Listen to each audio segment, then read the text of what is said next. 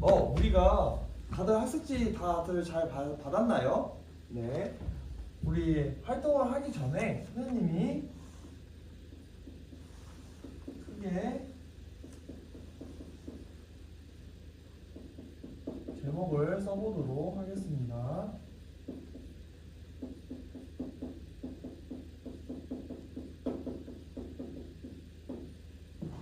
내성 생명체의 자연 선택에 대해 오늘 활동을 시작하도록 하겠습니다. 자, 우리 자료 1번 탐구 활동지를 보게 되면 탐구 과정에 대해 써져 있죠. 다 같이 한번 저 TV에 있는 과정들을 보고 다 같이 한번 읽어보도록 하겠습니다. 뒤에 있는 모든 구현이 잘 보이나요? 네, 좋습니다. 그러면 다 같이 한번 탐구 활동 과정에 대해 얘기해 보도록 하겠습니다. 1. 네, 좋아요. 자, 1번에 우리 지금 폴리에틸렌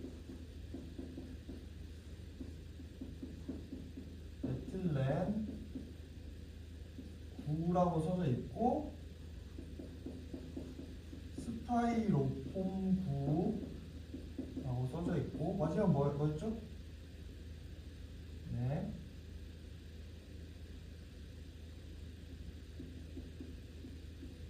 벨크로 테이프 장갑이라고 있는데 이 세 가지가 뭐를 생명활동에서 뭐를 비교한 거냐면 폴리에틸렌 9는 일단은 벨크로 테이프 장갑이 얘는 잘 붙습니다. 얘랑은 잘 붙는데 스타이로폼 9는 잘 붙지 않아요.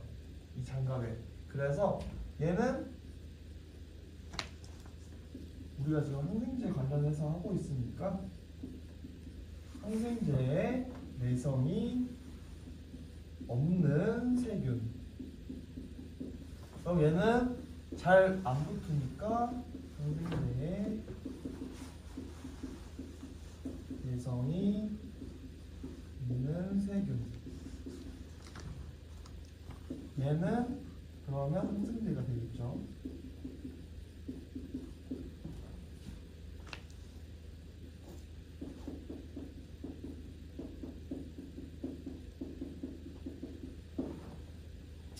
그러면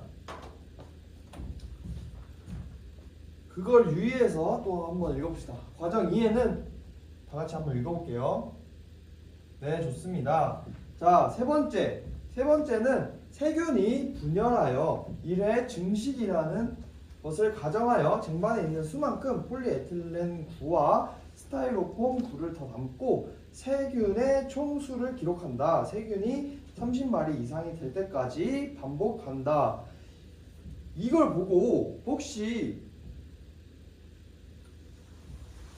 중학교 때 배운 개념 중에 세포 분열인 상황인데 혹시 세포 분열에 대해 한번 얘기해 줄 친구 있나요? 네, 윤경현 선수 들었는데 세포 분열이라는 것은 세포가 두 개로 분열해요 라고 잘 얘기를 해줬는데 선생님이 더 추가적으로 얘기한다면 세포 분열 증식 시 세포 분열은 세포가 성장하고 분열하여 두 개의 딸세포를 형성하는 과정이다 라고 말할 수가 있는데 예를 들면 하나가 있어요, 세포가.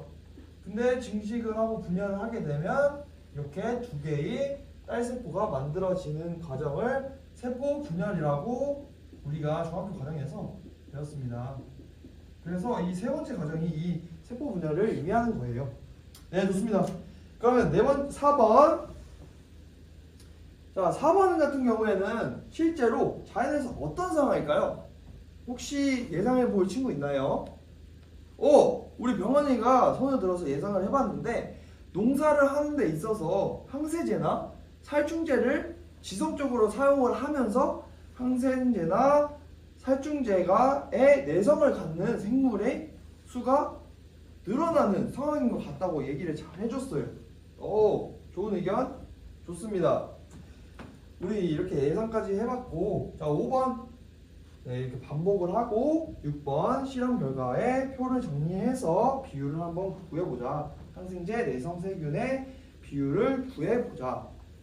자, 그러면 우리 이 탐구 활동 과정을 잘 봐서 하기 전에 선생님이 까먹은 게 있어요. 자, 우리 항생제가 뭘까? 항생제가 맞아요. 세균의 증식을 억제하는 물질입니다. 그렇다면 내성은 뭘까요?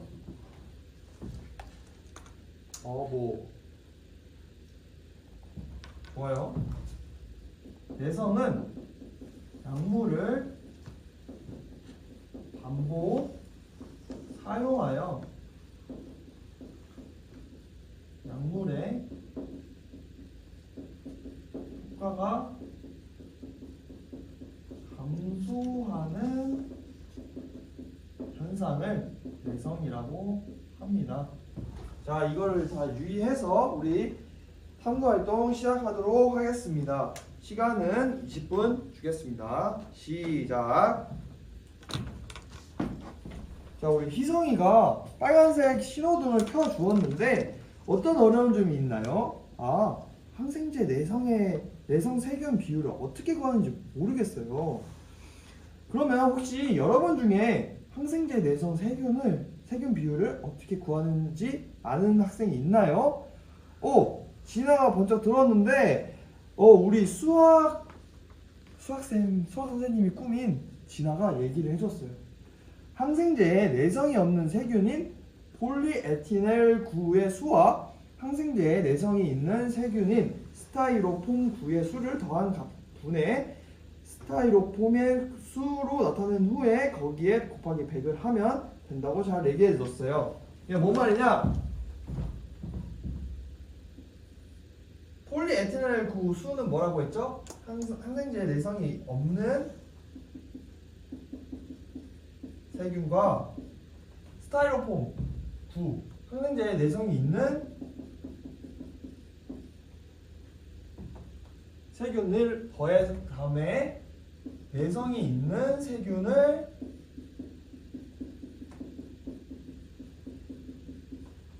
하고 거기에 100%를 하게 되면 내성 세균의 비율을 구할 수가 있습니다. 다들 이해했죠? 이걸 참고해서 잘 계산하기 바랍니다. 그리고 우리 마이콜이 빨간 신호등을 켜주었는데 어떤 어려운 점이 있을까요? 네. 통역사가 꾸민 기은이가 학습 도구어 사전을 보면서 한번 마이콜과 함께 협력해 주길 바랍니다. 둘이 협력하는 모습 보기 좋습니다. 네, 좋아요. 이번에 우리 지연이가 초록색 신호등을 켜주었는데 우리 탐구 활동을 대해 다한 걸 검토를 한 후에 다시 한번 검토한 후에 빨간색 신호등을 켜서 선생님이 도움을 필요하는 학생에게 도움을 주는 학습 도우미가 되도록 해봅시다. 좋습니다. 다들 잘 했나요? 네. 그렇다면 우리 결과미 정리를 한번 해보도록 하겠습니다.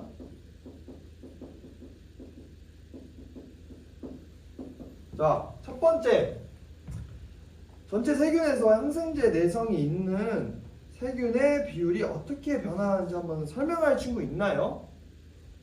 네, 윤주가 손을 번쩍 들어줬는데 항생제 투여 과정에서 항생제 내성 세균은 벨크로 테이프 장갑에 잘 붙지 않아서 잘 제거가 되지 않았습니다. 그래서 항생제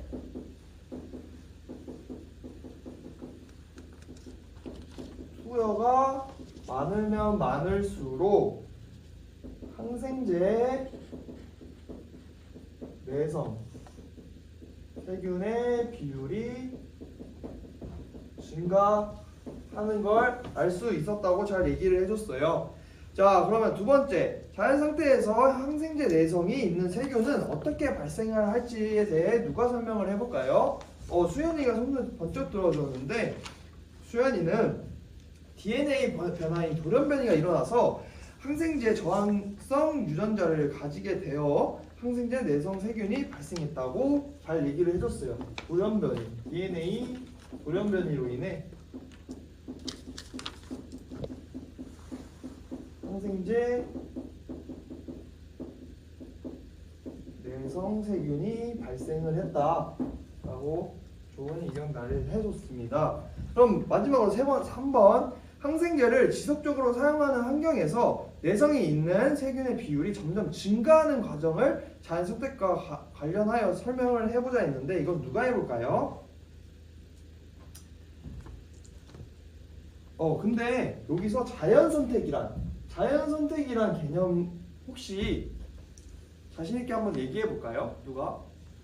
우리 정현이가 자신 있게 손을 들었는데 자연 선택이란 것은 예를 들어 목이 긴 기린이 나무에 달린 열매를 먹기 위해서는 기린이 목이 길수록 더 살아남을 확률이 높아서 추후에 자손을 많이 남기는 현상을 자연 선택이라고 잘 얘기를 해줬어요. 그러면 이 3번에 대해 한번 누가 얘기를 해볼까요? 우리 진아가 얘기를 해준다고 했는데 진아는 자연 상태에서 항생제 내성을 가지지 않는 세균이 많다고 일단 먼저 많습니다.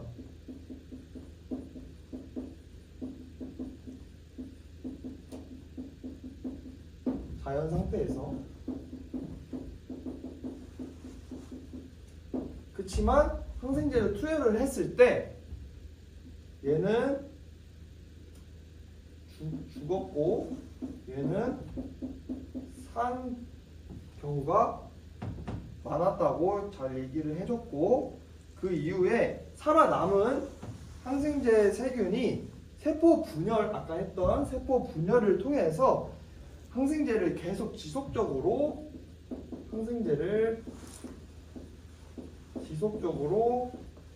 사용했을 경우에는 이 항생제 내성 세균은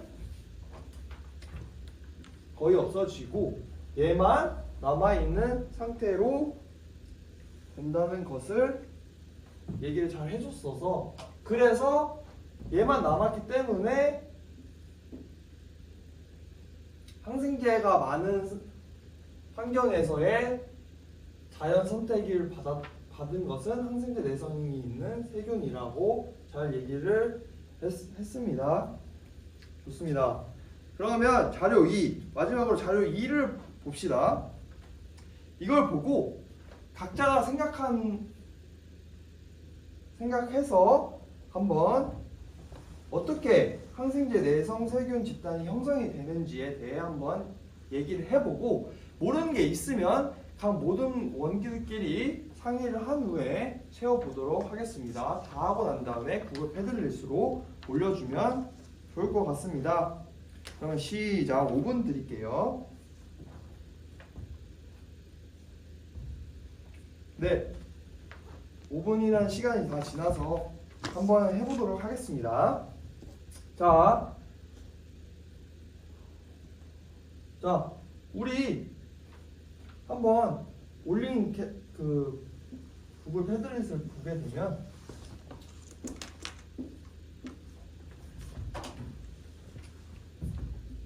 이 검은색을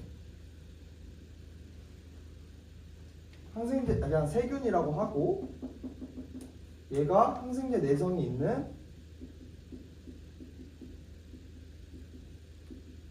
세균이라고 할게요. 그랬을 때 항생제를 투여를 했을 때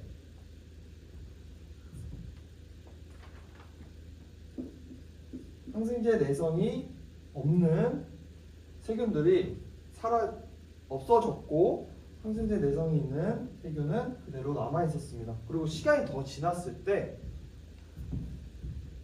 또 점점 사라졌다가 다시 한번 투여를 했어요. 다시 투여를 했는데 투여를 했을 때 완전히 사라지고 항생제 내성이 있던 세균은 세포 분열을 해서 증식을 통해서 늘어나는 것을 알 수가 있었습니다. 그래서 항생제 내성이 있는 세균은 내성이 없는 세균은 다 없어졌지만 대부분의 항생제 내성을 가지고 있는 세균은 살아있음을 볼 수 있었습니다.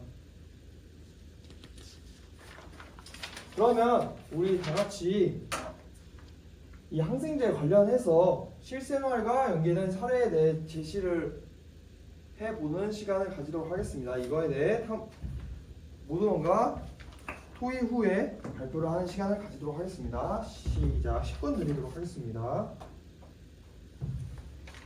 자, 그러면 다들 한번 다 한 것 같으니까 발표를 한번 해보도록 할게요. 자, 준혁이가 발표를 하겠다고 소문 들었는데 바퀴벌레를 예를 들었어요. 바퀴벌레에 주기 위해 살충제를 지속적으로 사용을 했는데 살충제를 지속적으로 사용하면 살충제에 대한 내성이 생겨서 바퀴벌레가 죽지 않는다고 잘 얘기를 해줬고, 두 번째로 또 할 사람 있나요? 네, 예림이가 말을 해줬는데 감기 독감을 걸려서 그거에 따른 불필요한 항생제 처방을 예를 들었는데 이 경우에는 박테리아 내성을 발전시키기에 의료 전문가들은 항생제가 필요한 때에만 사용해야 되고 환자는 의사 선생님이 떼준 처방에 잘 따르라고 얘기를 해 주었습니다. 이상입니다.